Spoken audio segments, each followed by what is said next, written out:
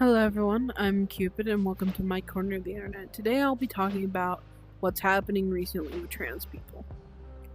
Trans people have gone through a lot of stuff recently. There has been a whole state that has banned them from driving. I wish that was a joke, it's true. They're being denied healthcare, they are being denied surgeries, and the government has literally tried to label them as domestic terrorists, even if they do not show any signs of being harmful to anyone. Trans people, for a very long time, have been the base of the LGBTQIA plus community. The people at Stonewall were trans black women who fought for our rights, and a good bit of them lost their lives. And yet there are people, specifically conservatives, who are trying to separate the T in LGBT, even though they are our base. They're basically trying to separate gender and sexuality. There's also been Jeffree Star, who has said that non-binary people aren't real, even though if you look at Jeffree Star, they don't exactly fit what they're trying to preach, is what I'm trying to say. And basically, with trans people coming over fire over and over again, I think it's about time we talk about trans history.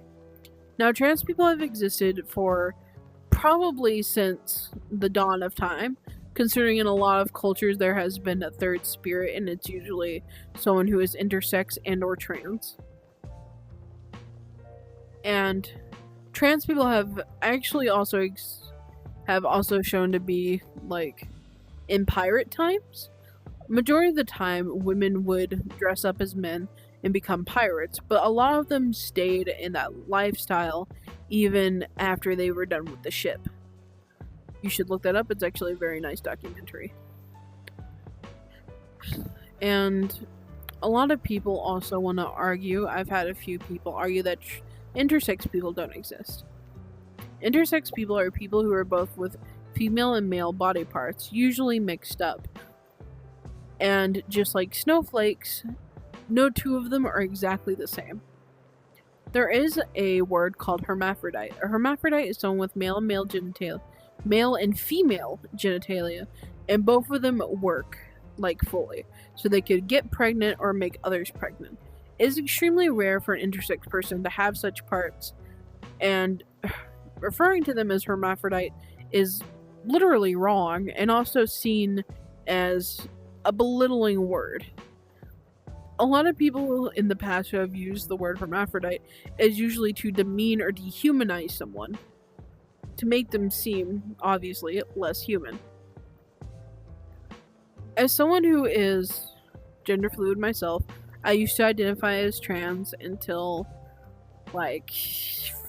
4 or 5 years ago.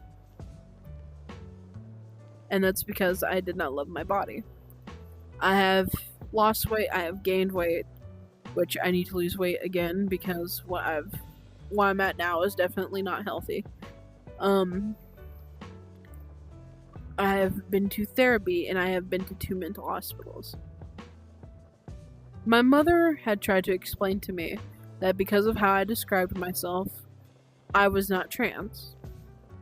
She said she had trans friends, which I know is a lie because after I was born, she basically dropped any queer representation she had. She basically tried to belittle me and try to tell me that what I felt wasn't valid and that I actually wasn't trans. Which I guess technically she was right because now I'm gender fluid. And then there's that debate of whether a trans man should be able to go... if a trans woman should be able to go into the woman's bathroom, but no one's mentioned that if a trans man should go into the man's bathroom. Now, I personally believe that there should be gender-neutral bathrooms wherever, because sometimes there's a family, sometimes there's an intersex person, and because they don't really pass as either. But a lot of trans men that I've met have fully gone through. They will have a pretty flat chest, their voice will be deeper, they'll have facial hair, and no one says a word. But when a trans woman goes into the woman's restroom, everyone thinks it's a threat. Sweetheart, if there is nothing stopping a full-grown cis man going into the woman's bathroom, if a man really wanted to hurt someone in the woman's bathroom, he could just walk right in. He doesn't have to put on a dress or, have a wig on or make his voice lighter to pass. Majority of the time, he can go right through. And guess what? I've seen it happen. And almost every single woman, because it's very rare to go into a woman's restroom and there's only one woman in there, they all just dogpiled him. And I hate to tell you this, a lot of women nowadays have realized how unsafe the world is.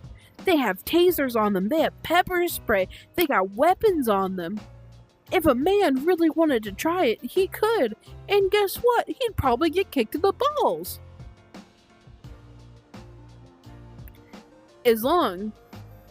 And also, people have tried it to, make it sound like it's a predatory thing. I hate to tell you this, but a grown man who wanted to be a predator would not go into a public restroom because he knows that it would not go well for them. Because often when there is a child, there is a parent. If you've seen those weird YouTube videos where it's a guy in the corner of a park taking pictures of your kid, that is what a predator would do. It's in a park and they're taking pictures. They could just excuse themselves and they're like, oh yeah, I'm taking pictures of my kid for my wife. And most people won't double question it. Same thing with a roller rink or an arcade. If they're taking pictures of your kid, they could just say, oh, especially if it's at a claw machine, they'd be like, oh, I was just taking pictures of the plushies and asking my wife which one she wants. It is so easy for a predator to pretend that they are just a normal person. Having the whole discussion of whether a trans woman should be allowed in the woman's restroom isn't about woman's safety anymore. It's about specifically pointing out that the woman is trans. As someone who is biologically woman, guess what? If a trans woman walked in the bathroom, you most likely wouldn't be able to tell. They purposely make themselves sound more feminine.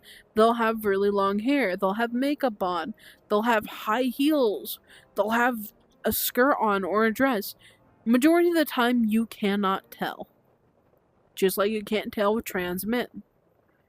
People are trying to make it about the trans people specifically being predators. I am still queer despite having almost no representation whatsoever. If it is so easy to turn your child queer, it should be so easy to keep your child straight. But that is not the case. We don't get to choose this. I've had people come to me and be like, ew, why are you like that? This is my one simple comeback.